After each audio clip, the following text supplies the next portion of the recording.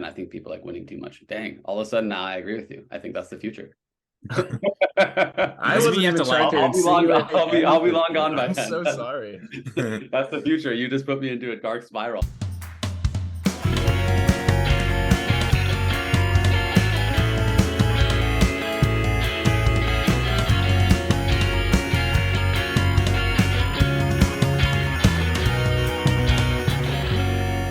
I'm open. I am open. Welcome to I'm Open, brought to you by Ringer the Ultimate. I'm Andrew. Joined with me is Joe, Ryan, and crazy guest today, Dylan Freechild. Dylan, how are you? I'm doing great. It's a sunny Wednesday afternoon in the Inland Empire. Nice. What does that mean? Where are you actually? I'm like an hour east of LA. Oh, no Yeah. kidding. Is that where you live out there now? I live there now for the next 2 months, and Okay. we'll definitely be moving back to Portland. But yeah, I've been down here for like a year and change because my fiance got a job down here, or a fellowship down here, so we had to be down here for a short stint. Right on. Gotcha. Cool. Yeah, one of our good buddies plays on the Aviators, so we've been to LA here and there in the past couple of years. So yeah, I guess we kind of make all of our guests do this, but I mean, I think for you, a lot of people kind of know who you are, but would you mind just kind of going through like where you started with your ultimate career, like where you're at now, and just give us the rundown? Yeah, I mean, I started playing in 8th grade in Eugene. I'm from Oregon, which I think I would assume most people know, but I also coach a D3 team down here who like thinks that I'm moving to Oregon for the first time, which I think is really funny. So I think it might be just a little bit of old news syndrome, unfortunately. But so I started in Eugene in 8th grade and then went to the University of Oregon, which is also in Eugene. So I've been a lifelong Duck fan, and then played Rhino, and then most recently played sockeye for 6 years and won a championship there, and played on a couple national teams. And then I moved down here, but continued to play sockeye, but then returning to Portland here momentarily as I moved back home. So yeah, that's kind of like the short and sweet of it. I can dig into more stints or parts of my ultimate journey if need be. Right on. Do you guys have any like follow-ups on that, Ryan or Joe? Nothing off of that. I Definitely guess got some questions. I don't want to like dominate all the questions, but I am kind of wondering, so what brought you from Rhino to sockeye in the first place? Yes, a tale as old as time. I've answered this question many times. Yeah, I mean, I think the biggest thing was that was when the MLU was happening. The MLU had a Portland team, and I think it started in 2014, maybe 2015. So I didn't play for the first year or two when there were pro leagues, or I guess the AUDL has been around since like 2012. So I didn't play for the first 4 years in either league. And Portland, Stags drew like a decent amount of Portland Rhino people, and so there was always like this small split. It's the same kind of tension that exists nowadays, just like with the club season overlapping. But back then it was like new and didn't seem to be too big of a deal. I went and played Roughnecks for 2 years, which kind of took away from the early Rhino season. And I think there was just like I think the short of it is Rhino wasn't performing as well as we wanted to do at the end of the year. Like we had a pretty successful 2014 Nationals when we beat Sockeye. And then 2015, we had a really good regular season. Can't remember what we finished at Pro Flight, but that was like the first time Rhino had been in Pro Flight. Although I guess the flight system was relatively new at that point. And then we had a terrible Nationals. We got last in 2015, and then we went in 2016 and earned a bid, but got it taken from Furious, which also happens all the time. At least happened all the time back then. And so not making Nationals after having like a pretty crazy win over Sockeye in 2014, and then getting better and getting last, and then not making it, and then like seemingly getting worse at the end of the year.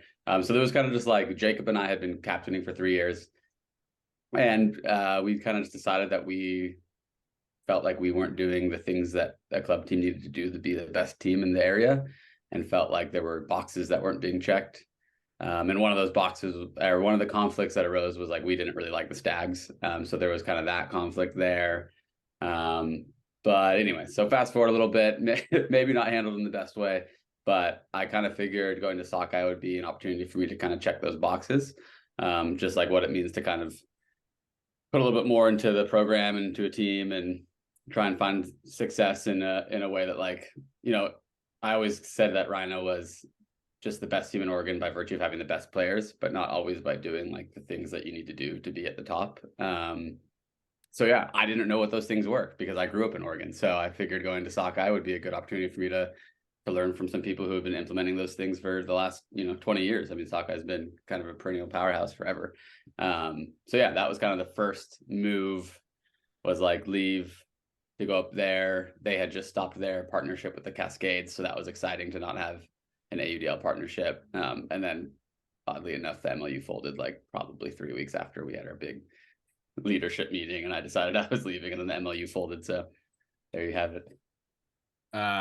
One of my questions that just kind of like leads off of this question is, why now? Why are you returning back to Rhino? Like, for all of like how I've been following club, you've just been like a Sockeye staple. Like, besides living in Oregon, like, is that what's the reason for coming back, for coming home? Yeah, I mean, I think I always knew I wanted to come home, even when I left. I mean, a lot of my really good friends still play for Rhino. Not as many these days, but in the early days, there were still a bunch of people that I was close with. And, one of my very best friends still plays for Rhino, Trevor Smith. And so, I always kind of knew I wanted to come back. I wasn't necessarily leaving because I had any ill will towards Rhino, but literally it was just like an opportunity to, get better, play Frisbee outside of the community I grew up in, learn all the various, things that it takes to, take the next step. I've been like, I feel like personally as a player and as a leader, been like pretty successful, but I didn't really know what success looked like outside of my bubble in Oregon. So that's why I played Roughnecks and played with some really great players. Like, wasn't the best player on the team by any means, and like learning different systems. So I kind of just like took that philosophy to Sockeye, but I always knew I wanted to come back and play. My whole family's from Oregon, and I actually lived in Oregon the whole time I played Sockeye, except for 2019. I moved up there. So it's not like I ever really left.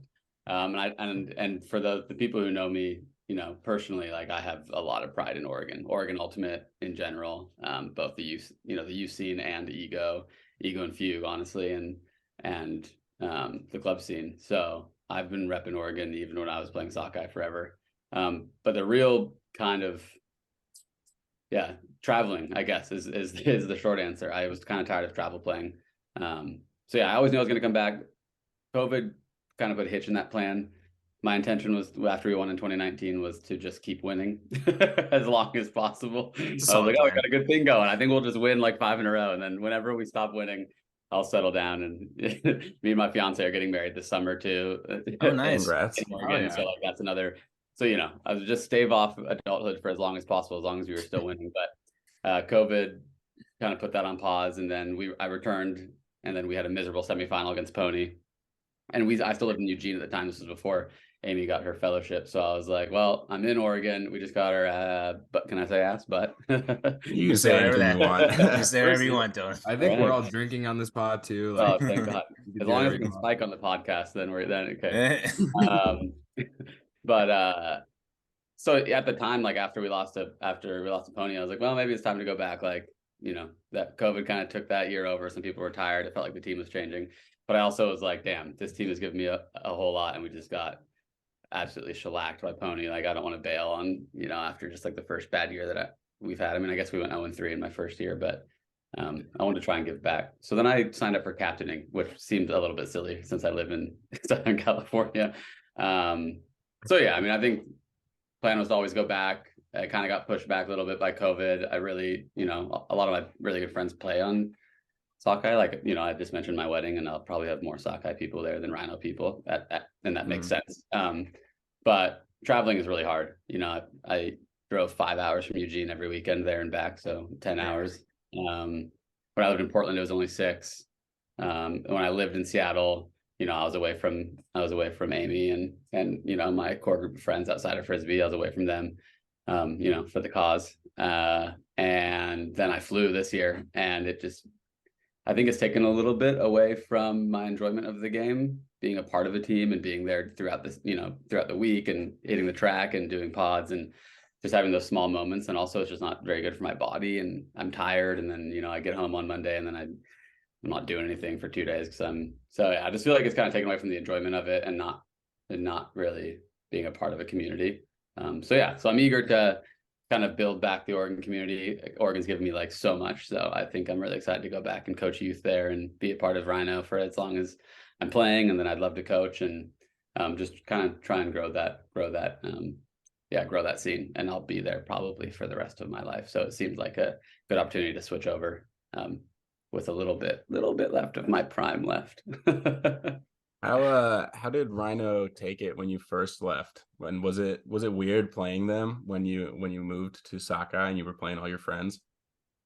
Yeah, it was a little odd. I remember, the meetings that we had about like what we were going to do with the season were a little contentious. Like I mentioned, maybe not handling it great. Like Jacob and I, you could use the ultimatum word. We were like, we're only going to captain if we do it our way, because for the 3 years previous, like we kind of had just captained and no one else had run. And I think it was because people really enjoyed us and thought we had a good vision.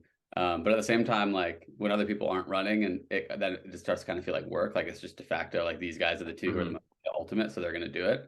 So there was this like sentiment of like, okay, well, if we're going to shoulder that burden, like we want to try and do things a little bit differently. One of the requirements was like, we don't want you playing stags, which ruffled some feathers, rightfully so. Like we don't have a right to, own the team or tell people what to do. But we felt like we had a little bit of a right if we were going to captain again. So after it was decided that we were going to captain again, I hadn't actually decided I was going to leave. But then, it just kind of became evident like it would be a good opportunity to leave and go play Sockeye. Jacob had already decided, so I followed Jacob up there. So there was a little bit of, I guess I'll just say, like, I don't want to say ill will. We're all still friends, but it wasn't quite like when I'm leaving Sockeye now. Like it's just kind of like time to go. And it's sad. It's more sad than it is like, spicy. First time playing Rhino, it was definitely like kind of a weird feeling. Some of my Oregon boys were on there, but a lot of them also understood, and a lot of them were happy for my opportunity to go play Sockeye and kind of spread my wings there. So no, it was definitely awkward. And I remember going to regionals and having a really close game the first game, and they had a really bad season because obviously they're rebuilding. And they played us really tight, and it was like, oh, like these dudes are all fired up, and of course either we're gonna have a close game or lose, and it just felt so bad. And then we just killed them in the regional finals. So that also felt like shit, like not letting them get to nationals. So it was certainly odd, and I think it'll be odd playing Sockeye now this year. But I love the humble brag of saying obviously they're rebuilding because you left. I mean, a lot of people left though. Like it was like it was definitely a turnover with it. Jacob's brother Eli, who had played, was like, well, he was kind of on the end of his career, and if his brother wasn't playing, he stopped. A few other people retired. So yeah, I mean, and of course losing Jacob and I and people who had been captaining, like of course it makes it hard. I'm curious, you talked about going to Dallas. Like, how did that form? Because that was kind of like a super team with you, Jimmy, Bo. Like, how did that come to play? And like, what's your relationship with the AUDL now? And do you have any thoughts of returning, or is that kind of a closed window? That kind of formed from going to the Philippines. I don't know if you all know or remember Ditch. Yes. Okay. That was in like 2014, right? That was 2015, yeah. 2015. So I remember this because Alika Johnston, she had just graduated college. I'm from the DC area, and this is my claim to fame, is that she helped me write my college essays. And she couldn't come one week because she was like, oh, I'm going to the Philippines. So I remember y'all were like teammates on that team, right? Yeah. No, okay, I love playing with Lika. We have a similar, I mean, I think at least, and especially in our younger days, but I always felt like she had a like a silent burning fire to her. Mine was a little bit louder, but I enjoyed her intensity, and also we kind of played a similar game in the backfield. So I enjoyed playing those two games with her, and she's also just a hoot.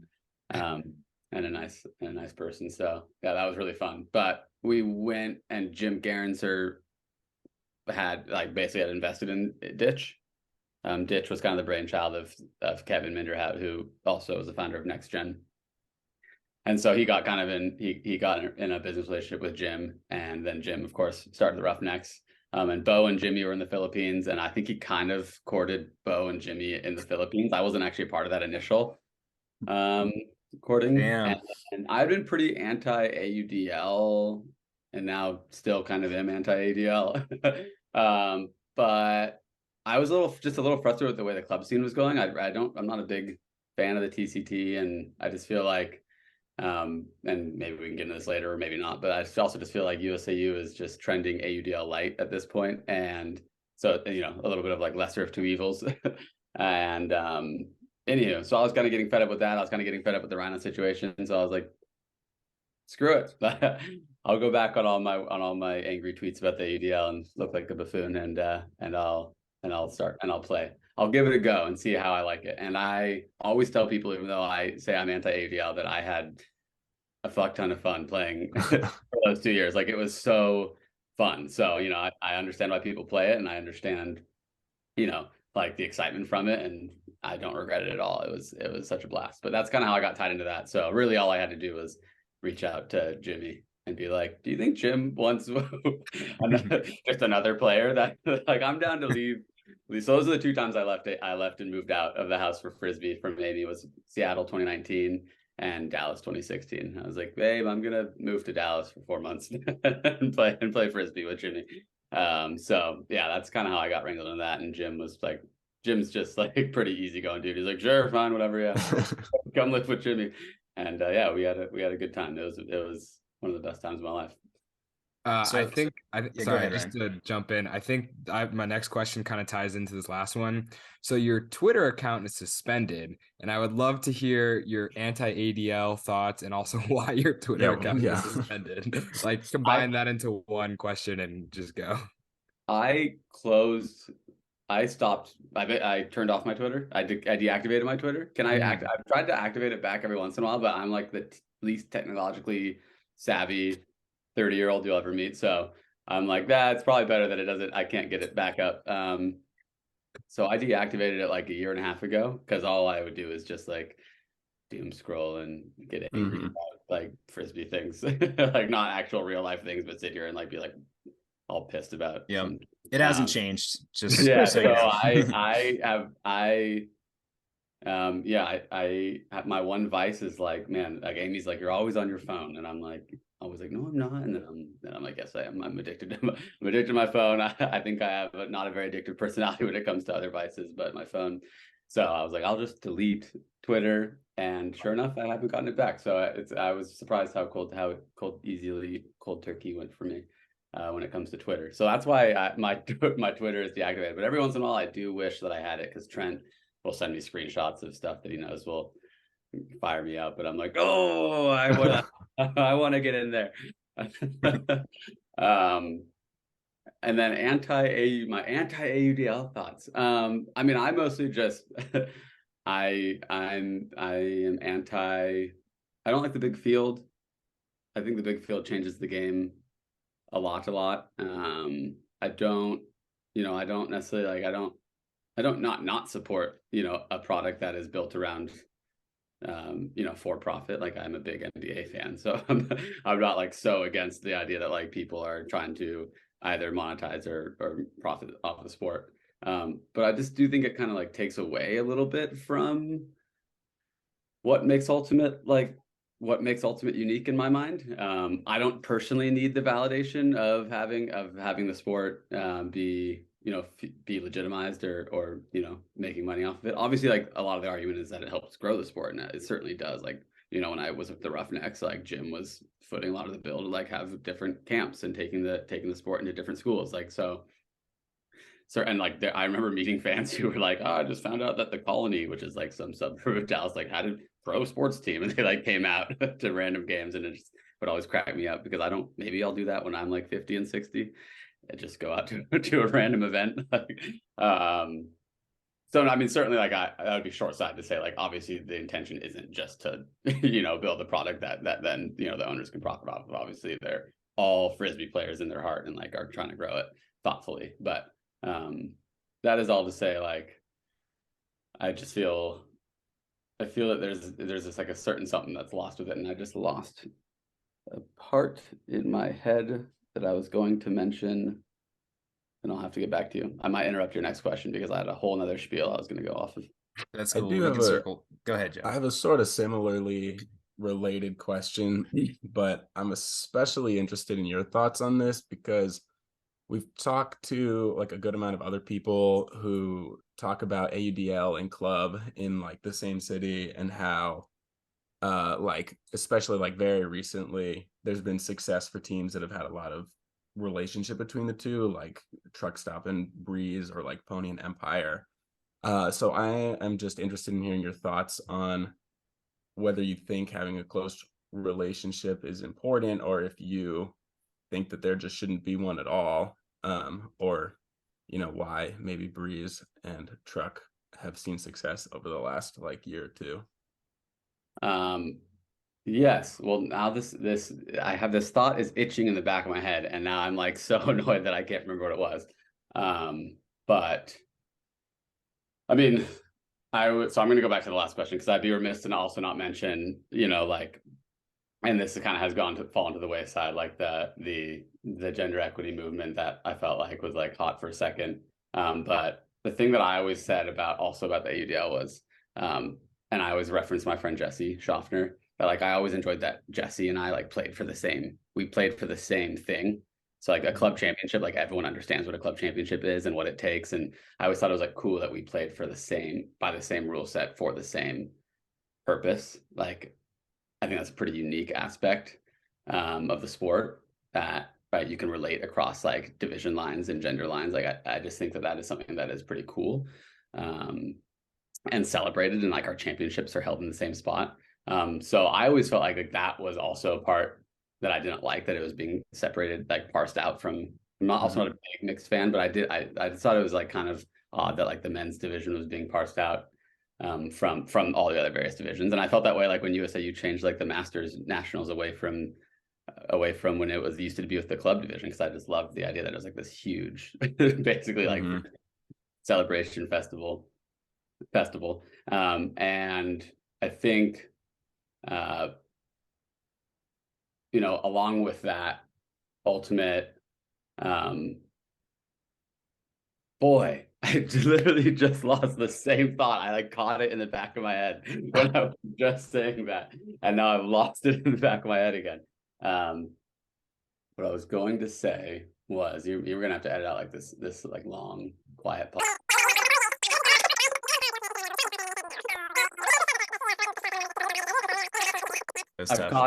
I've caught it. Don't let me lose it. So the last reason, the biggest reason that I'm not pro AUDL, I won't necessarily say I'm so anti AUDL.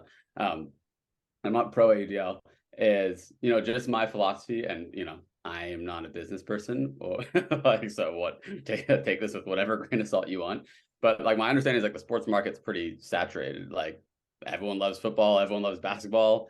Even baseball's like kind of waning. Like America's pastime's like, meh, people are over it now. Baseball's like trying to change up their rules in game, and just like, I guess I'm not sure the appeal to try and be more like other sports, So, and I know that not everyone has the same experience with Ultimate as I do. Like, enjoy like growing up playing mixed or enjoying self-officiation. Like I understand that there are parts of the country that don't like self-officiation. Like, so of course, like Ultimate's not always going to be my vision, but I do think like, if there's one way for something to grow, it's to offer something new.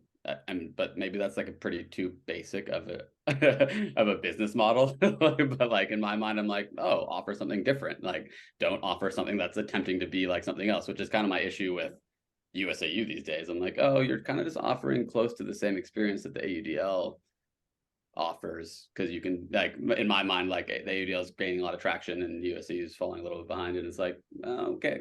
So like I feel the same way in that relationship, USCU to AUDL, as I do to AUDL. And like in my mind, I go the complete opposite direction. Like go the opposite direction, not because of our morals and values and our ultimate players up on their high horse, but mostly just like, we have a different product to offer. We should promote that product as opposed to kind of trying to assimilate. But anywho, on to your question about teams that have relationships with the AUDL. Yeah, I mean, it's a little bit like chicken or the egg, right? Like, all the good AUDL teams already had good club teams for the most part.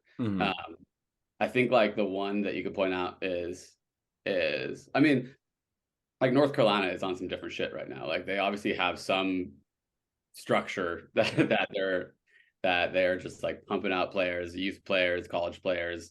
You know, their women's scene is like rapidly growing. Phoenix is really good. You know, Radiance is taking names. Like, so obviously they have like a community that is doing something better than other communities. And so again, chicken or the egg, like, is that from support from the pro teams? Like, I don't know. So I'm not gonna pretend like talk on, like, I don't know. Maybe there's a lot of support from the pro teams that is creating that, and like that's bleeding into Dark Side and, you know, and Pleiades and their youth scene, and Triangle area. But you know, that region has already been like, they're stable and thriving, and have been. I mean, isn't Ring like the longest tenured nationals? Haven't they been the longest streak? So it's like, Probably. It's like, cool, yeah, their AUDL team also happens to be really good. But I think Pony is like the one that you can tell, and I've kind of made this joke, and Jimmy probably won't listen to this unless we, you know, maybe he will. But I've been making a joke, like, I'm like, why is Pony all of a sudden so good? Besides the fact that, like, you know, Jimmy's incredible pickup, Chris is good. They have like a pretty solid foundation. You know, BVH is their coach, and they were already growing a little bit. Like, they had, like, Keegan came back. They had, you know, Isaac Saul was like, it's important to have like continuity and leadership. And but like, then I also realized they've kind of recruited a decent amount because the Empire's recruited a decent amount. So like, I wouldn't give Tony too much credit with like their talent development or their recruiting ability. Like, you know, there's incentive and money, you know, and excitement around the Empire, which kind of bleeds into then, you know, Pony reaping those benefits. So like, I'm curious, and it happened with Dallas too. Like, Jim paid a lot of money and like had a really dope Dallas team for like 2 or 3 years. Jay Frood started playing, Abe started playing with us, like a few some guys that came out of retirement, and we're like, oh yeah, you know, even if they weren't playing in Dallas, they were playing in Austin. And then in 2017, Double Wide made like a crazy finals run in club, and like certainly that was a bleed over from like some of the recruits we got, just, you know, the extra reps that we got together and the excitement around like Texas Ultimate. So there's definitely, like, you point out the relationship between like a good pro team and then having a relationship with that pro team breeding club excellence. Like that can't be ignored. But I think the point I'm making is like, yeah, if a pro team brings in really good players and those good players also want to play club, then the team is going to be good. But, you know, in areas like New York and Dallas, that was like really important because the teams hadn't been that good for a while. Obviously, Double Wide won a championship in 2012, but it had been a while since they had been like, you know, like in semis. But I also wouldn't draw that comparison, I guess, is my point. Like with Seattle, like Seattle made the finals when they played the Roughnecks in 2016. Well, Seattle, you know, makes semis every other year of club nationals. So it's like, it's difficult to, you know, and of course, like the Spiders and San Francisco. So I guess I'm just curious, like the only team I could really think of is like maybe the Radicals were really successful in the AUDL for a while. And I think maybe it bled over into Mad Club, but I thought they had a different, maybe it was Mad Club. I know Mad Club pushed Sockeye to the universe in like 2015 in nationals in quarters or pre-quarters, or 2016. Anyways, that's neither here nor there. Now I'm rambling, but I do think that like, yeah, if you share resources and you keep everyone happy, you're probably bound to have like a better experience. But I'm not sure that there's like a direct correlation, like good relationship with pro team means like then your club is going to be better, I guess. Yeah, I guess I wasn't really trying to like insinuate that as much. Well, I was offended because I'm sorry. I wasn't trying to insinuate like obviously also because it's like recency bias, you know. I was more just like curious your opinion on like if the future of competitive club teams are going to be connected to their AUDL team, or if they should be connected to their AUDL team versus should not. If they're going to be, then I will be very sad and I will stop playing. Because I don't want to play on a massive field with reps, you know, in a league that isn't you know, synonymous with, you know, the best players across all divisions and gender lines. Like, it just feels like it's not necessarily something that I want to. I'm sure, again, it's probably it is very fun. I've played it, and frisbee on that size field is still fun. Like, I've done it. And everyone who's participating in the ADL is like not like an evil person who wants to like change the sport. Like, it's totally just my opinion. But I want to play club, and so if the future is club ultimate is tied to success, so then in a way it's kind of like beholden to those teams, even if it's not like monetarily beholden, but like, you know, all the best players are going to play the first half of the year. So then, because like my biggest gripe because I don't play AUDL is the idea that, and now we're just getting to like team dynamics, but is like this idea that the club teams kind of have to cater to the guys who want to play AUDL, as opposed to like thinking of it as a different frame of mind, which is like, you as someone who wants to do both is actually taking away from the experience of folks who just want to support the club game and see the club game grow. And there is this kind of weird sense of entitlement that like I should be able to do both, but it's like, well, what about the experience of folks who only want to do one? So that's kind of where my perspective like is kind of like born from. I'm very interested in like doing one wholeheartedly and growing that product and that version of the sport. So I hope that they're not tied together. Is that the future? Maybe. Probably. I mean, Pony doesn't look like they're getting any worse. I think Pony's like owners and like infrastructure is probably pretty unique, at least for the foreseeable future. But like, if the AUDL goes in the direction that it is planning on going and wants to go, there's only going to be more owners and groups and ownership groups and communities who want that. And like I said, they'll recruit players, and those players will inherently want to play club. So I think the only way it wouldn't go that way, I guess, to answer your question, is if club teams start saying no to those recruits who move for AUDL first, who don't move for club first. Like, that would be the only way to like kind of sever that tie between success from both. And I think people like winning too much. Dang, all of a sudden now I agree with you. I think that's the future. I wasn't even trying to I'll be long gone by I'm then. so sorry. That's the future. You just put me into a dark spiral. I'm so sorry. Right now, I'm like, well, there it goes. It's all one over. One thing I will say, and I'll try to keep this brief because I've kind of gone on the spiel on this before. But I think your experience as a player is really interesting, because I think it's completely different from like me, where I'm not playing like top level club and I have this choice to make and blah, blah, blah. Like, I'm interested in me and Joe and Ryan. I mean, not to speak for you, Ryan, maybe you'll make like, you know, maybe you'll make sockeye next year. I don't know. But, you know, we're kind of transitioning into a time where we're like dudes who played in college. We're super into the sport of ultimate just in general.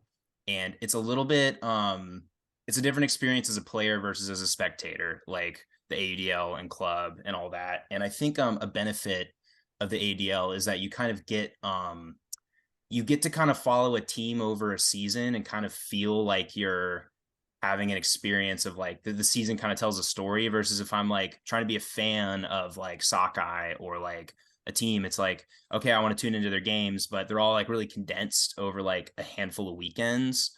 And it's maybe, you know, it's great, and maybe you have a great weekend like here and there, but it's a little less like spread out. And there's something kind of nice about that, being able to like follow a team, and the storylines that kind of come up throughout like a season like that. So I think that's like one thing, but I do think your perspective is like really interesting. I think definitely very valuable as someone who's like, you know, kind of done both and playing throughout the years. Like, and I do think that club has kind of more of like a history to it. And I think there is like this sense that it's kind of a more pure version of the sport versus the AUDL is kind of like trying things out and like experimenting and maybe changing things for better or for worse, which maybe takes away from the appeal from a lot of players. So it's definitely like an interesting dynamic. And I don't know. I hope, my personal hope is that they can coexist in some way, but you know, who knows, honestly. Like we're still kind of in a weird like Wild West period of all that kind of happening. So I don't know. But I do think your perspective is very interesting as like someone who's like year in, year out playing at like the highest level. Yeah, I mean, I totally hear you yeah, it's kind of weird, like who are we beholden to? You know, like the current players, you know, the fans, you know, a lot of you know, pro sports leagues are like kind of beholden to the fans are the ones who like pay the bills, you know, as opposed to all this, I mean, all the sponsors too, but or like the youth, you know, like a lot of people who support USAU and the club version, like also like a lot of their argument is around the youth. Not that AUDL isn't, but it's like, and that's some of the frustration is how much maybe care and attention goes into maintaining the elite club division with USAU, and there are so many members who are, you know, league level, and you know, and they don't feel like they're getting what they get, that, you know, what they want out of their dues. And you know, there are youth affiliates who are leaving the affiliate program because they don't find value in what they pay for with USAU. So like USAU is in a tough spot in that regard. Like, are they trying to grow the sport from the youth level? Are they trying to like keep the elite players happy so they have like this product that can kind of help, like hopefully help them grow? Right. You know, that kind of growth is then going to foster the other two things, like keeping the youth scene alive and thriving. Yeah, so I don't envy USAU in the way that they don't have like a similar North Star as AUDL does, which could definitely makes like organizing a lot easier. And to your point, like following Club Ultimate is, I mean, there's some low hanging fruit that could just be picked that for some reason isn't. For instance, like the USAU website is still awful, even though it was even though there was like big make. And I think I know the person who made the USAU website, and so I'm sorry if you're listening to me. It's pretty looking. It's a lot prettier than the old one, but it's still just so difficult to use or like know what to do. But there's a bunch of other low hanging fruit that it just feels like I totally understand that, and it's incredibly frustrating. And at the same time, like I don't know if I could really advocate for USAU to use more resources towards that, when I'm also like, I'm a big advocate of the club scene and wanting that to like look really cool and like be a good experience for both fans and players. I'm also a big advocate of like, stop wasting your money on me. Like let's grow the youth scene. Like make sure that these kids have like a viable option to play, that they can get like their foot in the door and like push the sport forward. So I'm kind of also just like at a crossroads with what I think, but at the same time, no, I totally hear you on the fan experience. And it's also a good perspective for me to hear, because personally, I'm like, I just play because I like to play. Right. I don't not that I don't care about fans, but like I don't care about the fan experience, like because because if you love the sport, you'll find a way to follow it. And that's true. But it's also like a little bit entitled, because like I know all the ins and outs of the sport. When I retire, I'll still know who to follow and who to talk to and all these different things. So totally like not, I don't really take that that stance, but a little bit. It's just hard for me, in the same way that you just said, my perspective is one. It is a little hard for me to like put myself in the perspective to be like, well, this one is just like easier and more, and honestly more interesting, and has more personality, and I can follow players and I can follow storylines, and I can do things that I just can't do with the AUDL. So if I like this, if I enjoy the sport, like I want to be able to have it be accessible. So no, I get that, and I don't have an answer to that, but it is sad that it's sad to me that the club scene isn't more easily accessible, because like you said, the historical relevance of Club Ultimate is super important, and it holds a lot of weight. And like I said, it's really cool that it's across, like even like down to the fact that like when we won, we had to share the trophy with Brute Squad. Like it it has this like history in it, and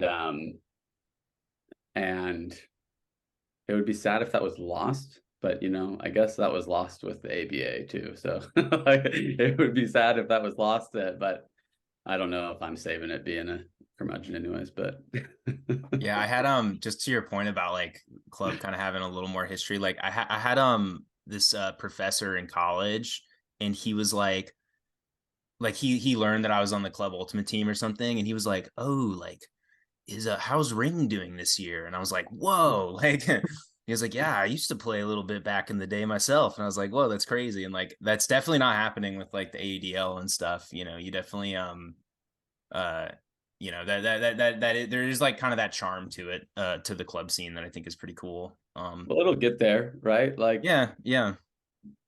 all the Alley Cats dudes will be fucking record holders forever. Yeah. I'm throwing shade. Yeah, no, I think they're aware. We'll let our bud we've actually talked to Cam Brock a little bit, so we'll let him know that you had some choice words for him. He's definitely watching. He watches every episode. Oh, he does. He'll actually comment, and like if we say something bad about the Alley Cats, he will be in the comments. Like he will be commenting. I'm sure those dudes are incredible. I maybe I've played them. I don't know if they ever played. They're probably incredible players. That well, I mean, I honestly, the fact that I know those players and like know the Alley Cats journey, like at some point they finally made the playoffs, and like you know, like the fact that I know that is proof to the point that you guys are making. Like I wouldn't have ever played or known of Cam because he's not from an area that has like a super like well-established like club division, and maybe that wasn't necessarily something that he ever thought was something that he was going to do, but then he was given an opportunity, and now then that kind of energized him to like actually put more energy into the sport. And so no, totally. I mean, I understand the beauty, you know, the AUDL is not all is all bad, and the beauty of that team, you know, coming out of an area that isn't historically like Frisbee playing, and having that journey that they had, and yeah, Cam and who's his right hand man, the two who own all the records. You got him and like Keenan Plew and like Rick Rose too. Yeah, Keenan. Yeah. So I mean, yeah, no shade. I was just teasing. I was teasing when we look back on the AUDL and all the historical relevance there. It'll be the Alley Cats players just racking up receiving. You're not wrong. Like you don't have to apologize for anything you said. It's absolutely true. Playing in that dome. You're like, forget about Jimmy Mickle. We got Cam Brock fucking 45,000 receiving yards. Yeah. Something I was kind of wanting to kind of move the conversation towards. You know, we've talked a lot about the AUDL, and I'm kind of curious. Just to kind of change the pace a little bit, I saw a video of you. You're wearing like your USA Ultimate jersey or whatever. I can't remember what the like context was, but you're being interviewed, and it's from like a few years ago, and you were talking about kind of the way you play and kind of the emotion that you have on the field. And you were saying then that like, oh, when I was younger, you know, I would kind of rely on this like fire, and I'm trying to kind of learn like to maybe balance that out, play a little more, you know, more consistently. But that was a few years ago at this point. Do you feel like you've been able to do that, or where are you at on that kind of like journey with like balancing your emotions on the field? Yeah, that's it. I'm still in that journey. I mean, it's funny. I've been talking about this a lot recently. Like I feel like the last 2 years have been my most injury prone. Like actual injuries, but then also as someone who's never injured, and then having 2 years injury, then like I was just talking to the guy to Mike Haddock who helps train me. Shout out Mike.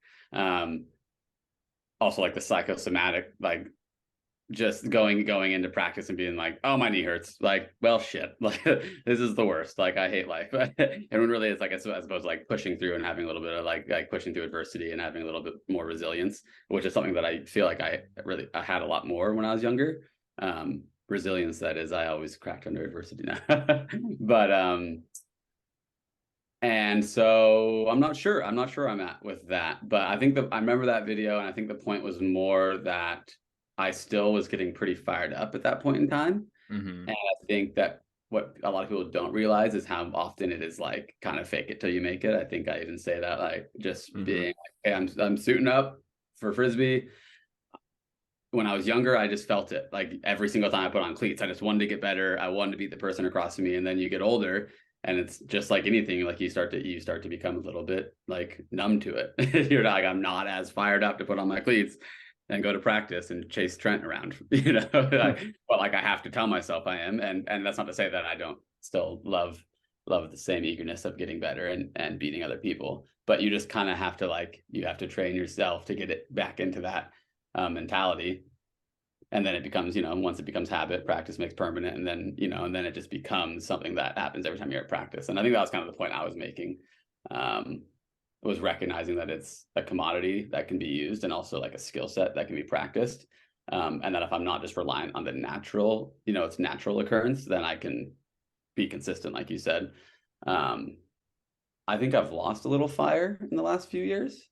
I think, yeah, just traveling has been hard, not being a part of a team as much, not performing as well, obviously sucks. The injuries, I think, are the biggest thing. And I think I've almost gone a little bit too far the other direction, although I guess there was some spike at Worlds that pissed a lot of people off. But I was going to ask about that. Were you faking it then? Honestly, I will tell you a story about that. But the point is, yeah, I feel like I've lost a little bit of fire for multiple reasons. You know, I think maybe taking that ideology that you were talking about a little bit too far and not recognizing that it's okay to kind of like act instinctually and primally in some ways. And then I think, you know, I had not a great rep when I was younger. I think everyone who knew me like had no issue with me. But like I didn't necessarily like having a bad rep. And so I definitely have like tinkered and toyed around with just like, I don't want people to not like me. But at the same time, like I also don't really care. Like I don't, at the same time, I don't really care. Like I'm pretty confident in who I am. So yeah, I don't really care. Like if you say that I am a certain way, I'm pretty confident that I know exactly who I am. But at the same time, like that's kind of a douchey way to go about the world. Like if people have a criticism of you, like maybe you should think about it. So anyways, the point is I do think like maybe I've pulled back so far in a way that I feel like I've lost a little bit of an edge. So in here, there's my open admission on air that maybe Dylan Freechild's trying to get his edge back this year. Get out of my way. It seems like you definitely had that edge in I want to say, was it the semis or the quarters of the WUCCs when you had that like you spiked it and you picked it back up again and then you spiked it again. Yeah. Like walk us through that. Like what was going on there? Yeah, I mean, I think July, like good to go back to the World Games one. I actually do specifically remember we had already lost to Germany. We were playing Canada. And I remember after the whole, like they played the national anthems, and I remember like looking over at Grant and I was just like, so mad. I was so mad. I was like, people want us to like the greater ultimate communities, like excited Germany to be like, that they want us to lose.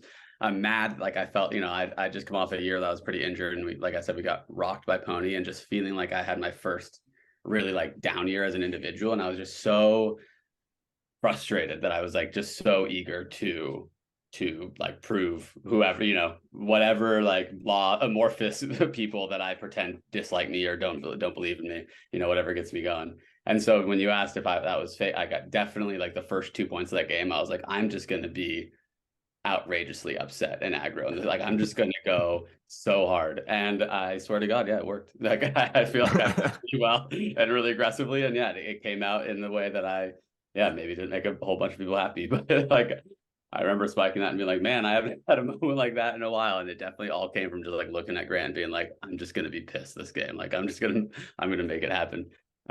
So anyway, there's your answer to that. And then I could just kind of think that, you know, I played pretty well at World Games. Mm-hmm. And I think that confidence bled over into WCC, and also just kind of like that attitude bled over into WCC. And, you know, I think that one that you're talking about at WCC was a little bit cheekier. I think the one at World Games, I was actually like, feel like I didn't think, you know, I respect the layout. I knew he wasn't going to get it. And I love that he was just like putting it on for Canada. Like he's like, I'm going to go so hard and just show like try and get the team to recognize like every little inch matters. And I feel like I responded the same way. I'm like, all right, game on, bud. Like the one at WCC, I thought was a little cheekier, and kind of in response to all the grief that I had got. It was, you know, playing an international team. I think it was our only streamed game. Oh no, Japan was streamed also. But just like, it was a big environment. Like the sidelines were so fired up.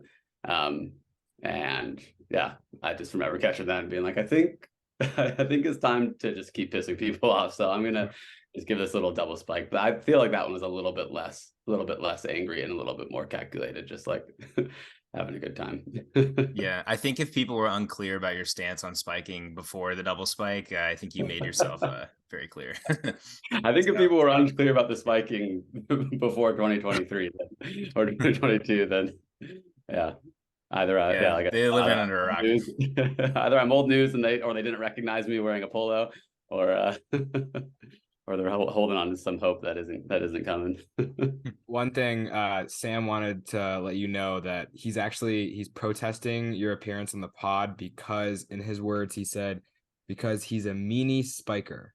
Sam being our other typical co-host who did not give us forewarning, and so our Zoom was an issue today. Yeah, Sam was a sick boy today. So I'm only ever coming back on the pod so long as Sam's not here. So there you go. Okay. All right. Well, we'll let him know. That's a bummer, but it is what it is. We've already talked about like a bunch of different leagues, but there's another one I want to ask questions about, which is college. And I just want to know how it feels to have like the best and most famous Callahan video ever. And also just like, what was it like playing Frisbee with just like everybody having seen that and everybody knowing you? And like, was that weird? Was it ever weird? Was it always just like cool? Or I don't know. What are your thoughts on it? No, I mean, yeah, I don't know. Sometimes it's I wouldn't say it's weird. I mean, it's Frisbee, and and the least humbling thing the least like humble thing you can say is that you're a humble guy, which I was about to say. But I do, to a certain extent, like I just like really appreciate everything Frisbee's given me, and like I feel like I work pretty hard, and for the most part, like I don't take advantage of the small little like claim to fame that I have. And I think like one of my rules of thumb is just like treat everybody like just like they're also really excellent in something else in some form in their life. And like that's why I don't even know you guys, and I was like, what's good, what's one Wednesday out of my day to like come hang out with these guys. So I was just like, I don't think it was ever weird, because I feel like that's the approach I took. I was like, I was happy, and if some folks were excited to meet me, which definitely happened, like typically like either older folks from like when I would go overseas, or some younger folks, but definitely like in that really, like now you're referring to like the hot time of like Dub when I was getting good. Yeah, definitely there were like some college players, like your own peers. And it was weird, but I wouldn't necessarily say it was, yeah, it wasn't weird, but certainly it was like an experience that I had never experienced before. Just someone be like, oh whoa, like I didn't realize you guys were gonna be at this tournament. Like what brought you up to this fuck around tournament, whatever play, and be like, oh, just play Ultimate. So no, I don't think I ever thought it was weird, but definitely, or odd or awkward, but definitely like I was very aware of the fact that was happening, and like aware of the fact, even at WCC this year, I think like the international community, because they obviously aren't at all the club teams, like I was very keenly aware of like that group of people just kind of like staring me down, like, and that happens with Jimmy, and that happens with some other folks, and so yeah, I'm very aware of it, but I wouldn't say that it is anything I put too much stock into, or like anything that was like too odd. Like it didn't color my experience. But no, yeah, I was very fortunate to like play at the birth of the media age of Ultimate. Like Next Gen was there, and Ultiworld was there, and even Skyd was there, and USAU was starting to do, and they got their ESPN deal. Like the men's or the women's semi and then the men's semi in 2013 were the first two games part of the ESPN deal when we played Pitt. And so just like, yeah, I feel like I've been very privileged and lucky to like have been seen by a lot of eyes just by virtue of like coming up during that era. So yeah, no, it's definitely, I'm definitely fortunate and privileged, and definitely it has created like an experience that like I feel very lucky to have had. Like I've gotten to experience being like some form of popular like celebrity for a brief time in my life. You ever rewatch it? The Callahan video? Yeah. Yeah, half of them are me. Yes, of course. I've rewatched the Callahan video. It's not as often anymore. Obviously, like when it first comes out, you're all excited, and then when you're still close enough in age to like relate to it, be like, damn, I'm a badass. Like that was only 3 years ago, but now I'm like, that was 10 years ago. 10 years ago. Wow, something like that. Wow. 10 years ago this May. That's the 10-year anniversary of me winning the Callahan over Jimmy. And yeah, dang, 10 years ago. So yeah, I just don't quite connect with it as much. Like sometimes I'll watch it, or like when I'm with a bunch of the old ego guys, like we'll throw on highlight videos, and then we'll watch it, and it's more of like a fun, like I'll have a shitting grin on my face and be like, damn, those were the days, as opposed to like more of a, used to watch it and be like, not as often anymore. But I do like to make that joke. People always ask, like, do you watch your own thing? I'm like, come on, man. Of course I do. I would be a liar, and so is everyone else, if they're experiencing success in something, and but no, that's that. It's definitely like I was just watching it earlier today just to do my research, but I was like, one thing that struck me was like the baggy pants. Like it just Ultimate is like really shifted like over the past like decade. It's pretty interesting. Like y'all are rocking the baggy pants. I feel like it's kind of, I don't know what it is now. Like y'all like Sockeyes jerseys last year, like what was that? Like I don't really know what direction jerseys are going in, but it's definitely not the baggy anymore. I don't know. Definitely not the baggy. 2012. See, people always do reference the baggy, and the 5 shorts were baggy, but 2012 Ego specifically made a pact that we were all getting extra larges. So the clips of me in the black with the white are clips from 2012, not actually from 2013, the year that I won. And I always reference those clips because everyone on the Ego that year, well, almost everyone on Ego that year was like, we're getting extra larges. That's and so funny. It was probably like poor for our competitiveness, like having shit like all the way down to your ankles. But the rallying cry and having like a team identity and culture around something, a physical manifestation of that probably made us better than the little bit of physical advantage or disadvantage we had with 5 Ultimate shorts draped around our knees and ankles. That's great. Yeah, did y'all have anything else? I feel like we've covered a ton of ground. Joe, Ryan? I've got probably like a good final question, but actually, no, Joe, you can wrap up after me. But you've played with a lot of like the best players in Frisbee, and like you've kind of played in like a long span of like people's primes. Who is your GOAT? Like not like the current best player, but just the greatest Frisbee player of all time, or who currently has that title, and also maybe who can take that title over. I can only speak to the men's division, and man, Kurt is really good. Kurt and was still really good when I think he was 34 at the last machine year when they lost to us. And Kurt was good on both sides of the ball. Like I remember, I'll go back and watch some of the 2016 World stuff, and he was on line 3 with me, the D line, which was like kind of crazy that Kurt was on at that D line, just with how much of like just how skilled of a player he is, and he kind of just commands. Like him and Jimmy both just command the full field when they're on offense. Bo did too in a way, but Bo was still a specialist. As someone who also considered myself a two-way player, like I always lean Kurt. Kurt also won with 3 different teams. I just think that he kind of just is a winner, which I always hate using as a barometer because I have historically not won as much as I would have liked. But yeah, Kurt might be my GOAT, at least for my Frisbee knowledge kind of starts in like 2008 onward. I try and do my best to brush up on history, and I know some of those old Sockeye teams, but not having footage of those guys or playing against them, it's pretty hard. So I'm always willing. I always love listening to Jay Jannon, who's my old Ego coach, talking about the 90s and hearing who his GOATs are. But Yeah, Kurt's got to be it for me. Jimmy is like, man, Jimmy's so close. I'm so competitive with Jimmy, in like a really good way. Jimmy and I are really good friends. Jimmy's actually officiating my wedding. It'll be really fun. That's crazy. It'll be fun. I mean, part of it is just because I love him so much and we have a good friendship, but also he knows Amy really well, and he's also just really, really funny. He's really funny and really well spoken. Amy was like, "That's probably a good choice. Let's go with Jimmy."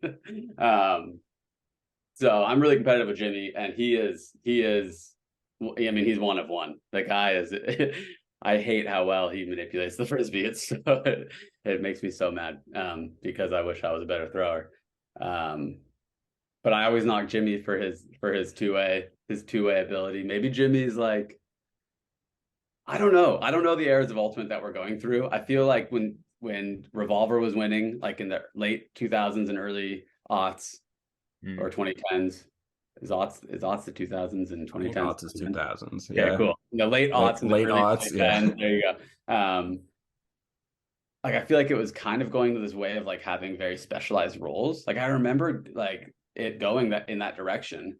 And then all of a sudden it kind of reverted back to old school Ultimate, where it was just like 7 dudes like going as hard as they can. And now there's like the mid is like back. I feel like the Definitely. best players are just like athletic and spry. They're not necessarily like the largest. They're not necessarily like the best throwers, but they're just people. They're just utility players. And so like I think it's interesting, Jimmy in that era. And then I also think it goes in waves. Like I think if the AUDL gets bigger and the field stays big and we start building on strategy, like I kind of feel like these specialties will become big again. So I kind of think like Jimmy in that era, and then Jimmy like 10 years from now would probably absolutely like hands down be the GOAT. And right now I feel like there's just a little something that I want from him as on a defensive side, or like in a utility role. But that's probably my competitiveness talking. Like I've always told Jimmy he's one of the greatest of all time. So I think Jimmy could edge out Kurt. I mean, he's still got 5 years left of his career. So I'm rooting for Big Jim. Yeah, those would probably be my two. And then I don't know if there's anyone who's got a shot, who's got a shot at throwing right now. But maybe that's just like old, like me becoming going to be 32 this year, and I'm just not giving anyone younger than me any time of day. like nope, not even thinking about you. Yeah, no, I can't think of anyone coming up who really commands the same. I mean, like speaking in a very like not I just 10 minutes ago I disclaimed I was humble, but I do think Jimmy and I, like when we came up in this media era, I think what it also did was like it created personalities for us, and I think in some ways we became larger than like what we were actually doing on the field. And I think like we both reaped a big benefit from that. So I think in a lot of people's memories, like they see us as these players who like were in some ways larger than life, because that was the first time people were like actually watching like us. We grew up with Next Gen, like watching us grow up. Like we were 20 and then all of a sudden we're 25. And so I think there is a certain bit of that to Jimmy as well. And I think that like that also bolsters, like I have a little bit of that. People like talk pretty highly of me, and sometimes I look around and I'm like, I'm just like a dude with a 50-yard forehand who spikes the frisbee. Like there's a dime a dozen. Like there's plenty there. Yeah, so it's hard to really judge other people up against, like measure other people up against that. I think at some point in time, if the AUDL continues to grow or whatever happens with frisbee and it becomes more, with more eyeballs on it, like someone is going to be the new, me or Jimmy or the guys who grew up in our generation, who's going to like, pop off at some point where like the tides turn again, whatever new era it is, and they'll probably have an opportunity to eclipse Kurt and Jimmy. I'm also just curious, when did you and Jimmy become friends? Was it from Team USA? How did that happen? Well, we played on the Junior Worlds team together in 2010. Mm-hmm. We weren't necessarily like best pals. Like I was, because we're all from different parts of the country and had never played each other. I was better friends with like Raider and Simon, like Julian Childs Walker. Those are guys who I had always played every year at Westerns during my youth days. But like I knew Jimmy from then, and then the very next year was the first year of Next Gen. So my freshman year and his sophomore year, and Kevin invited both of us on, and so we were kind of the young kids on tour, and yeah, we just, it's hard not to be, tied, it's hard not to be linked forever when you like share. Those are like 3 of the best summers of my life, and I'm pretty sure will always be. I mean, Next Gen is single-handedly the greatest Frisbee event ever, and will be, and I will stamp, sign, seal, like whatever you want. Like Next Gen, it was an incredible experience, and I feel like so fortunate to have been a part of it. And I just think the fact that we shared that experience 3 times, it's like you can't really ignore those connections. So I think that's like what has like deeply tied us like close together as friends.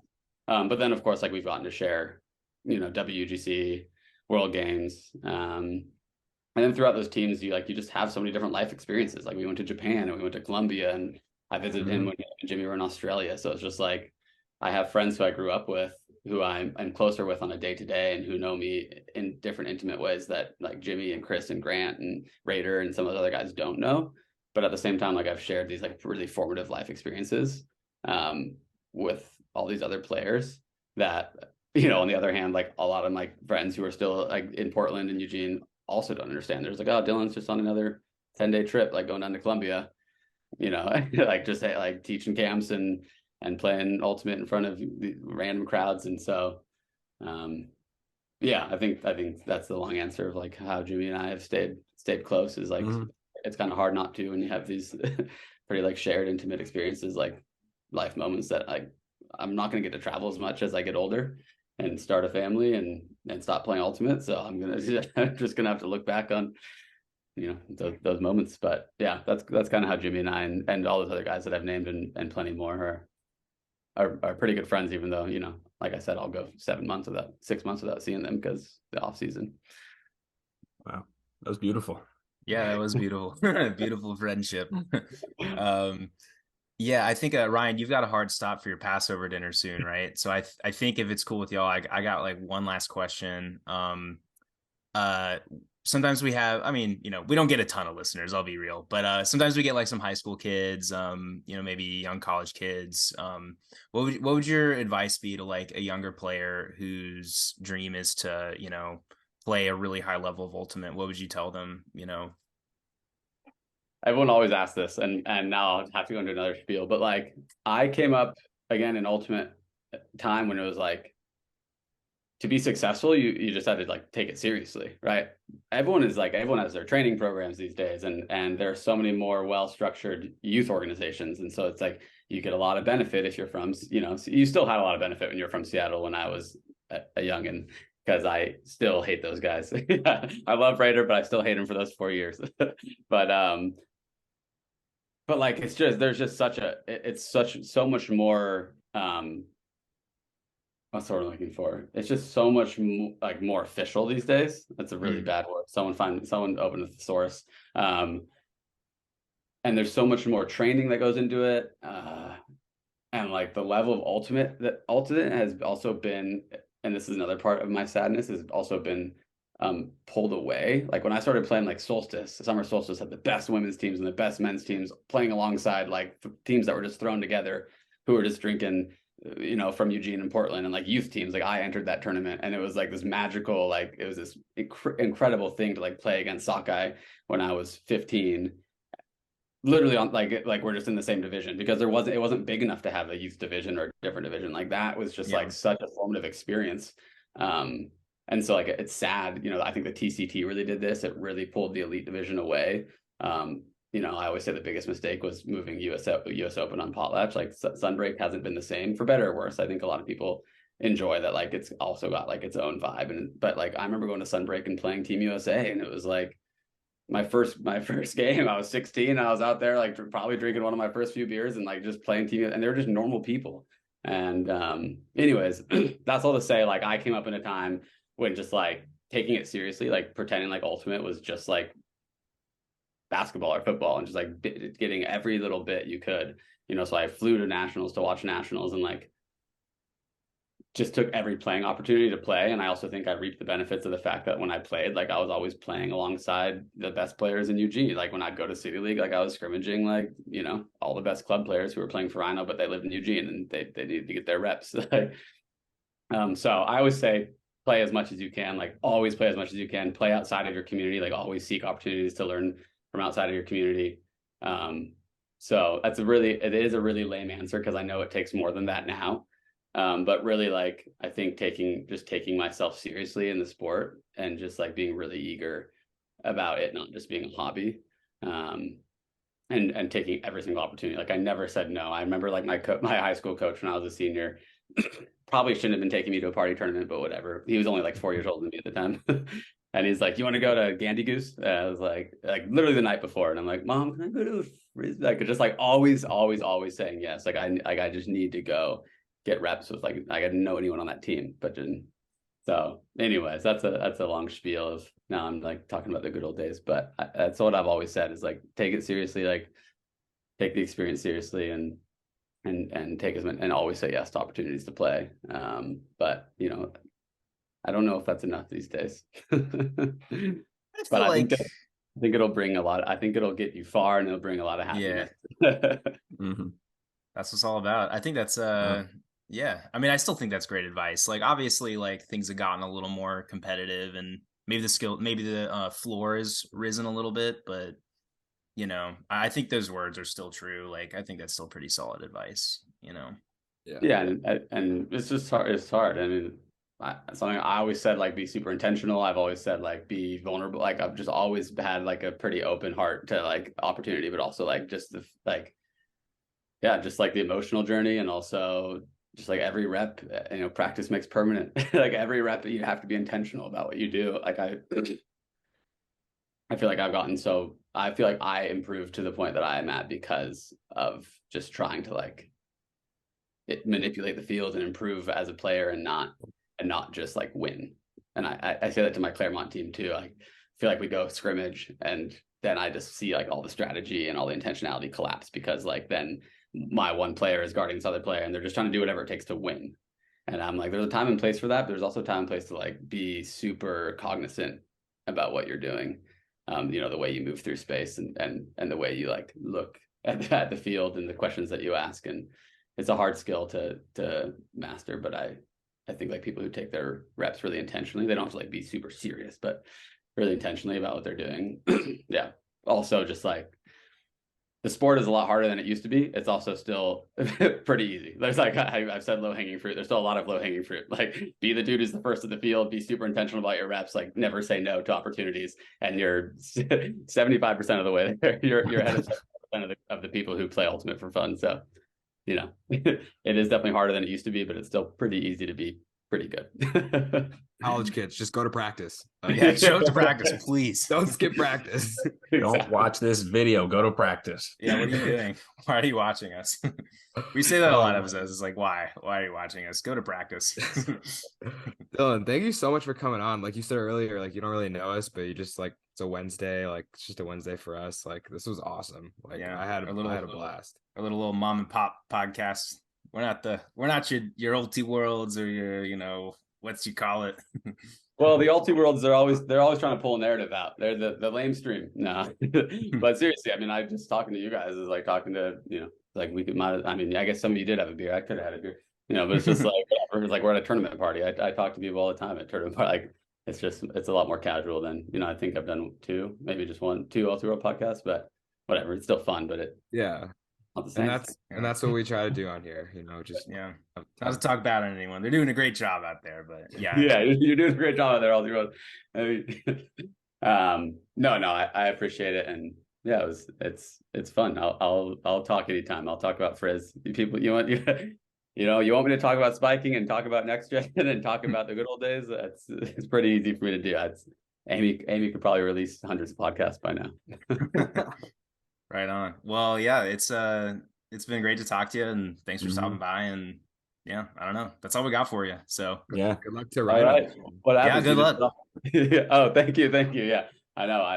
I'm excited. We'll see what the season has in store for us. Right on. We'll Yeah. we'll be watching and talking about you on the internet. So You're doing your best to follow along. It's just so hard. Yeah, cool, man. Well, right. I'll peace Thanks, out. It was Dylan. good to talk to you. Thank you. All right, see you boys. Have a good night. Later. Bye. Holy shit. We could have talked to him for he could have talked for another 3 hours. Like, The best guests are the ones that, you know, they have a lot to say. He had a lot to say. He had so many spiels. I was like, I was feeling heard as like my Passover dinner's coming up, and he's saying he's got a spiel, another spiel. I'm like, I'm open. I'm open. Happy Passover, everyone. To all my dudes out there. I'm open. Happy Passover.